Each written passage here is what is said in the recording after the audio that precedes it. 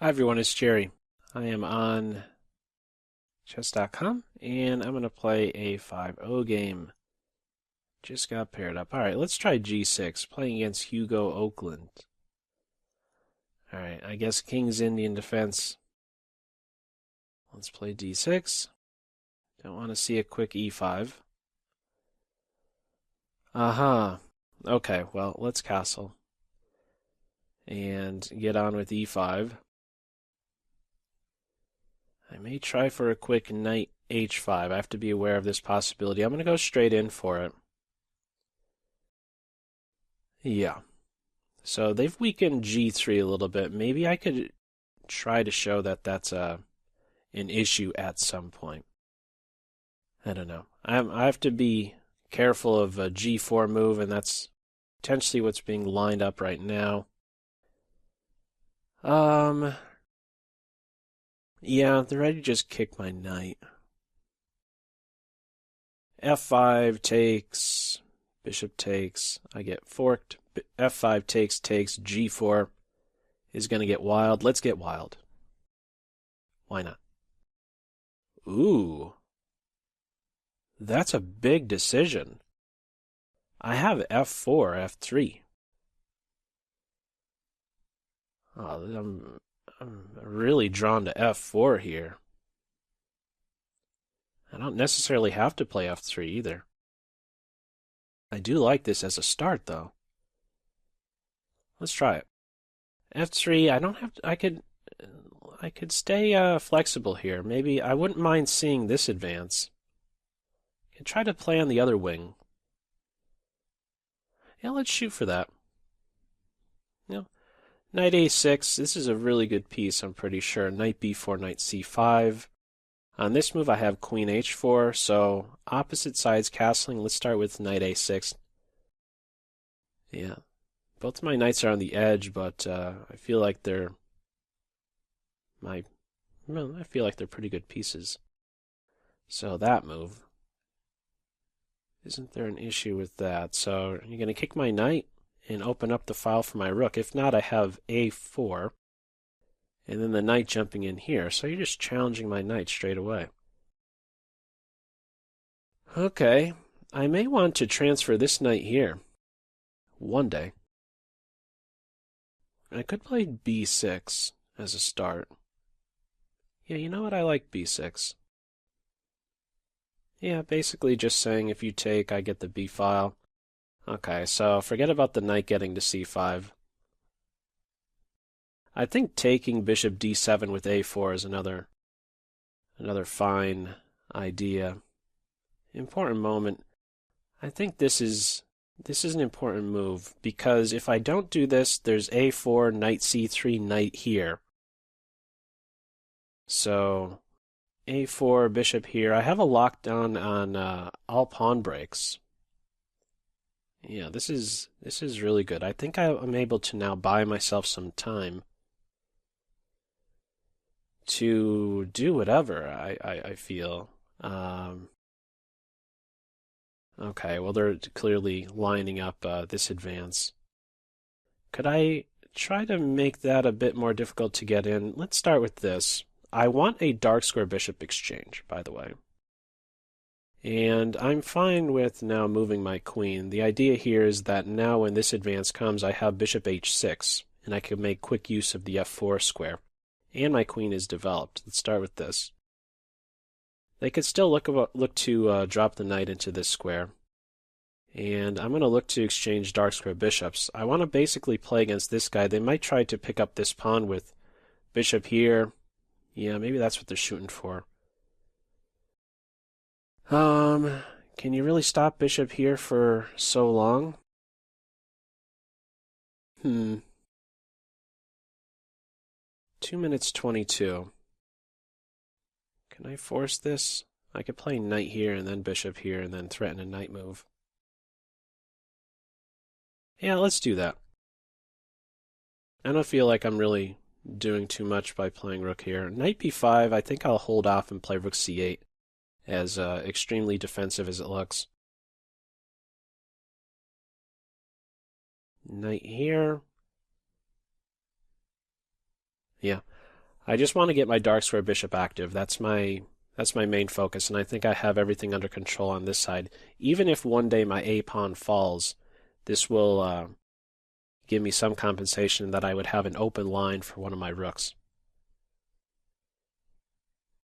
Yeah, I'm drawn to that early decision, and it felt like a pretty quick decision to play Queen C2. That was a big moment in the game because we're in a completely different ball game here structurally. This is big, very strategic play.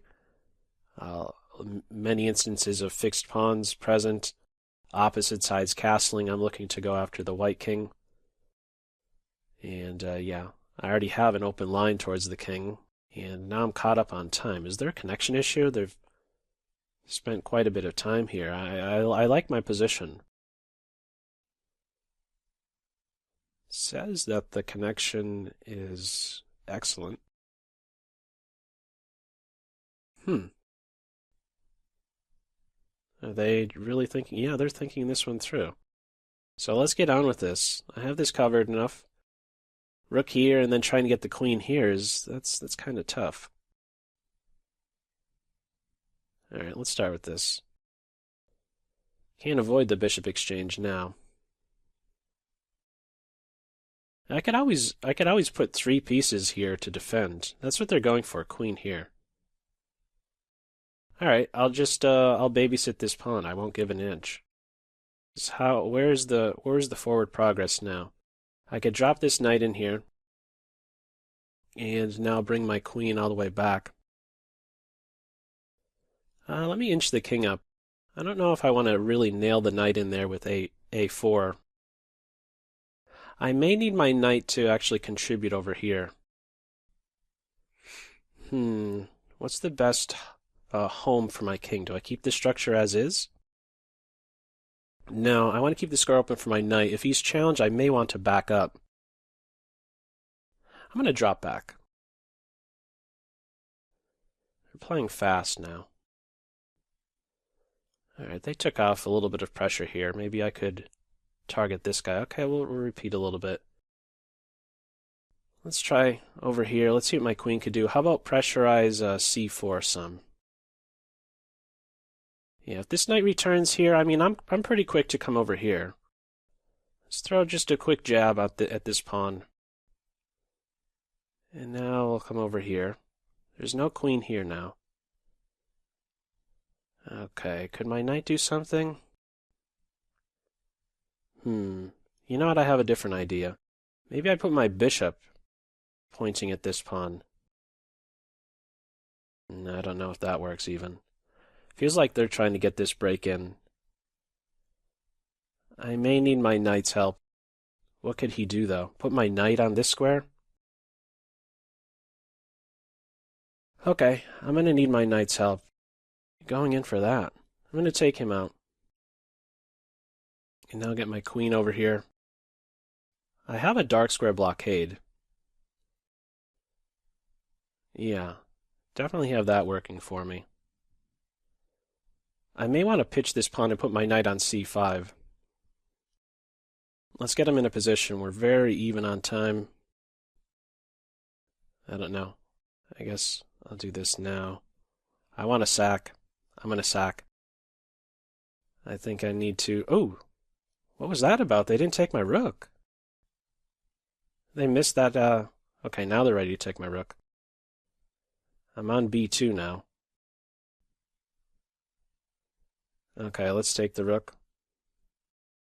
Move my queen, and now I want my knight on b6. I think they just forgot they could take the exchange there. So now I'm definitely making progress. I'm going to completely shut down this side of the board.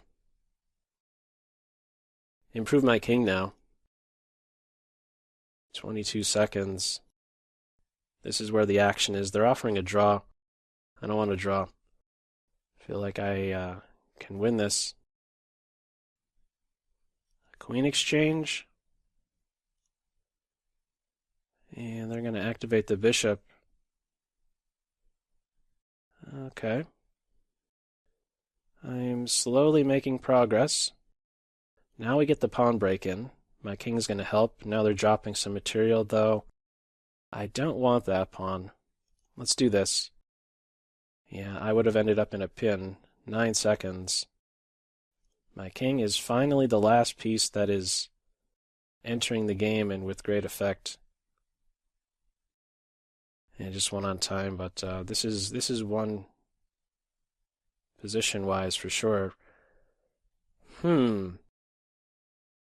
Yeah, as mentioned, I'm still thinking all the way back to this moment right here. That was a very long game, a 70 mover. But I'm looking right now at move number 9. I think that this was a huge decision. I get in f4.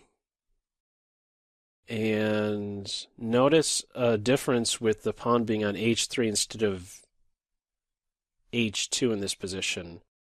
After the bishop moves, if ever there's some attack of this pawn and I capture, white can recapture and open this file for the rook. This plays a role with, my knight, because if there's ever a strike now, white has to take away from the center, and he's a real bother on h5. If he's pushed further, well, that weakens the square, and he could jump into f4. I was thinking that white should have, instead of queen c2, played a capture, and then maybe g4, some type of gambit play. Get an open line. It's not like white is castled on this side.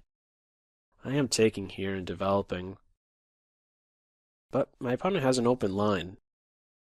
Maybe queen here and then castle queenside. That would definitely make for an interesting game. As it played out, it was super, super strategic. Play on both wings, a lot of,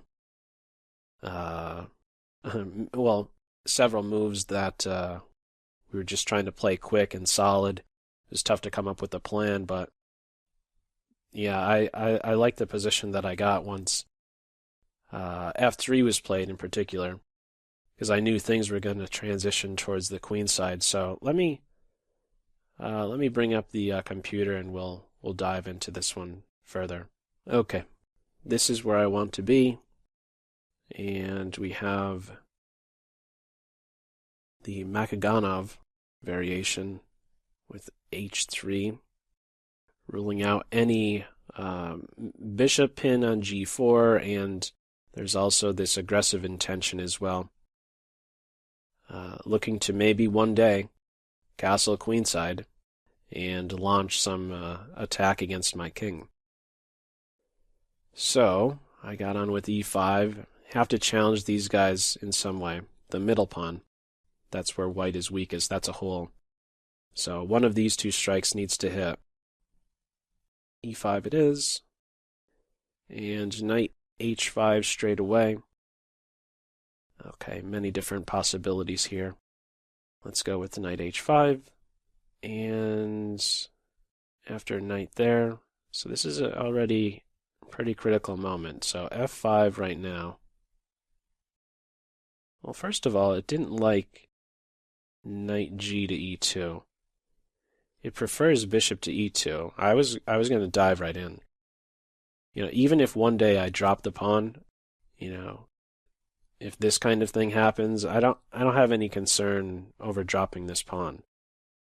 Well, even if he does fall, I have the bishop pair and a completely opened monster diagonal monster bishop.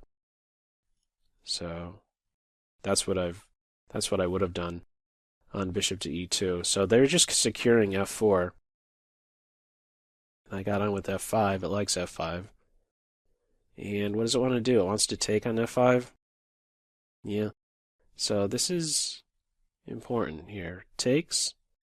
I can't take with the bishop because of g4. Let me just double check that. There's nothing fancy here after g4 that I have, right? No. Just losing. So recapture with the pawn. And is g4 a move? It's not showing g4, but now it wants to return. I saw it popped up knight g1 and knight f1, and now it does want to play g4. It certainly felt like there'd be some kind of compensation. It's ripping open some lines. I mean, Yeah, white's dropping a pawn, just like I was saying in the game, where if I ended up dropping my A pawn, I said, well, at least I'll have an open line towards my opponent's king. Well, we could say similar on this wing of the board as well. Okay, if white drops one of these guys, at least it's an open line towards my king. So that's what it likes, and it's even suggesting f4. But I probably, in the game, I probably would have went for captures.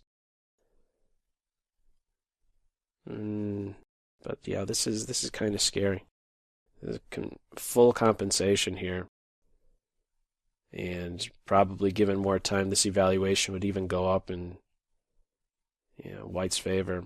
Though it likes bishop h3. Yeah, removing an important defender of this e4 square.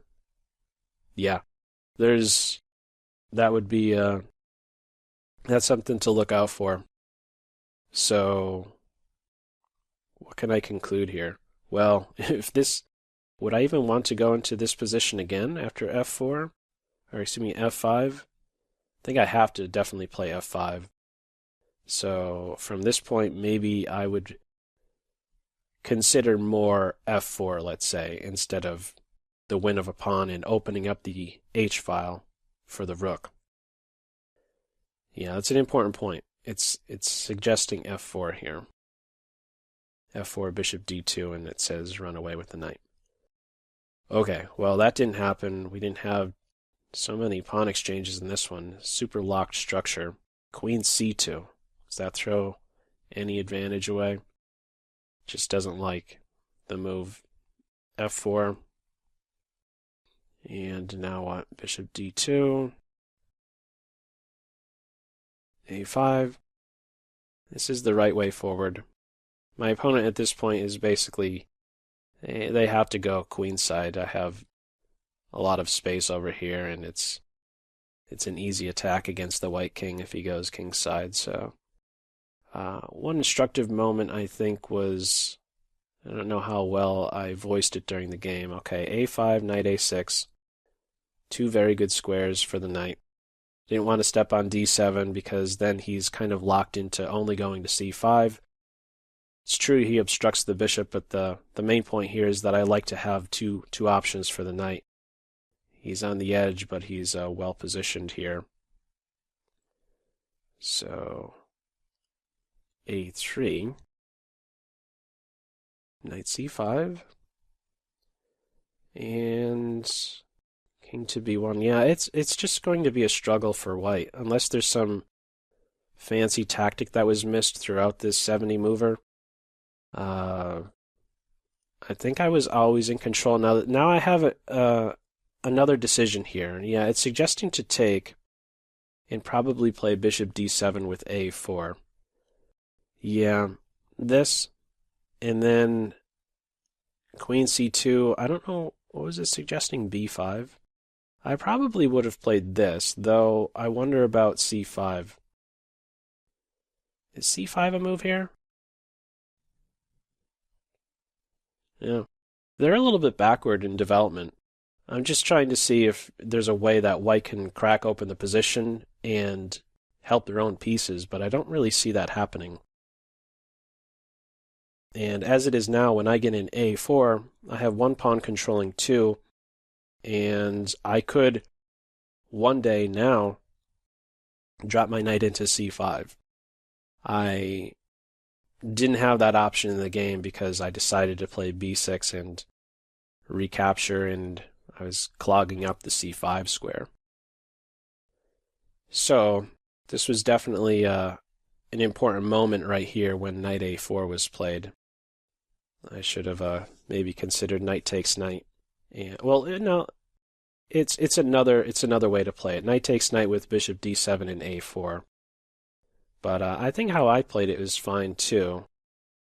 Though, I wonder if the knight could return and then sink into b5.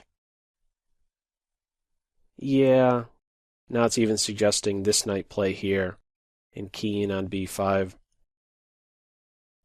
Yeah, maybe it's better to stay a little bit flexible with my b and c pawns at this moment. Take the knight out and play bishop d7 with a4. Yeah, Okay, some interesting structural changes there. Knight takes c5, take towards the center, open up the b file, and yeah, I mean, I don't know if we could really trust the evaluation because objectively it's reading, equal, but it feels so much easier to play for black. Okay, knight.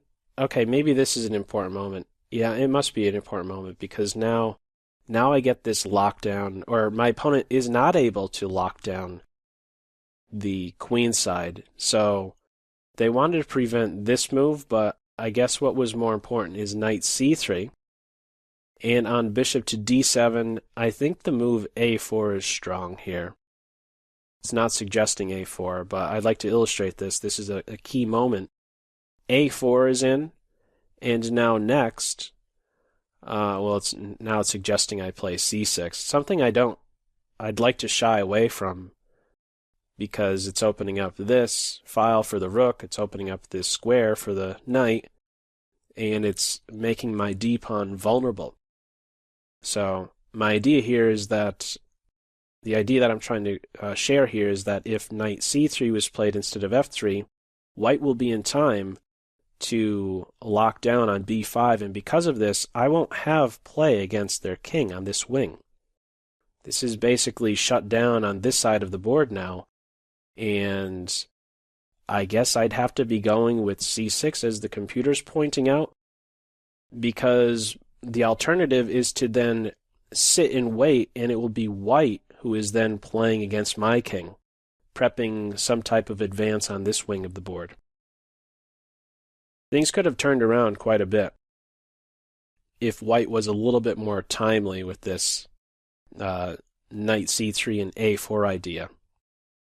But by first playing f3, this allowed me to play first a4. And, I mean, you actually saw how it played out in the game, where, eventually the knight dropped in here, I took it out, and because I have my pawn on a4, he's still there to restrict these two, and I could even work one day with the a5 square. It's pretty long-term stuff here, but it plays a big role. If this pawn is on this square and my pawn is still here, completely different ballgame. Completely. Okay, now it feels like I just have complete control here.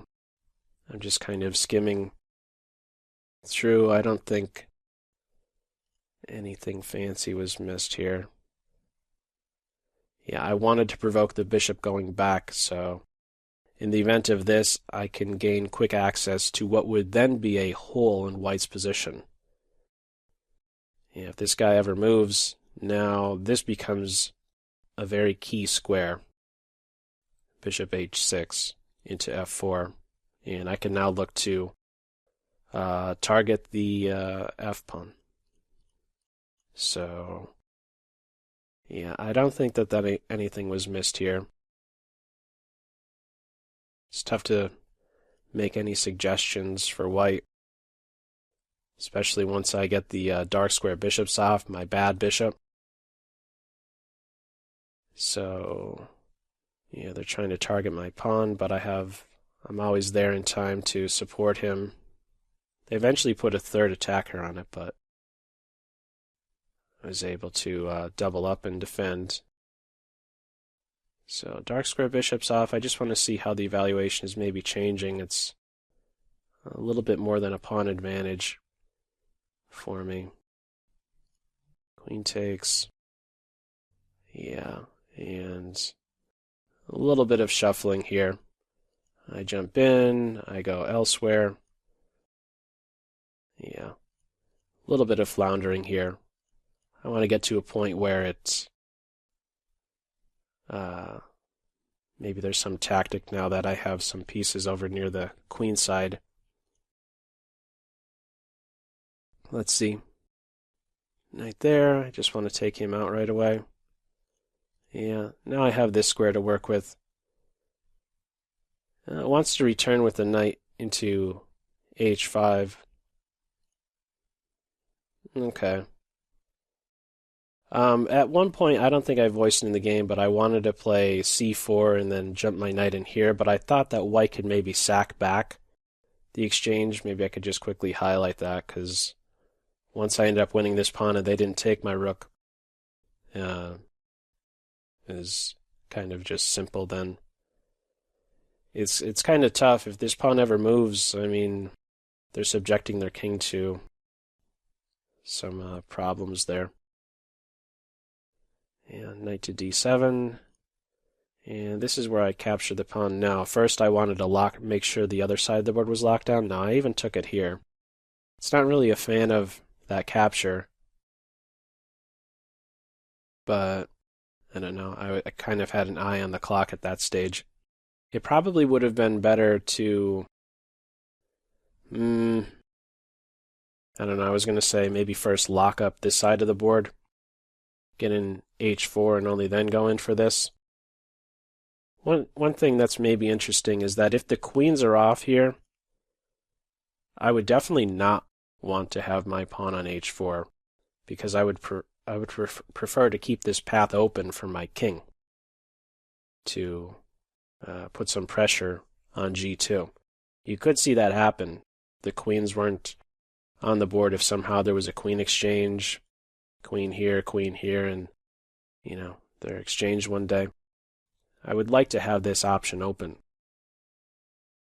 Okay, well, I went in for a pawn grab and they didn't take it back.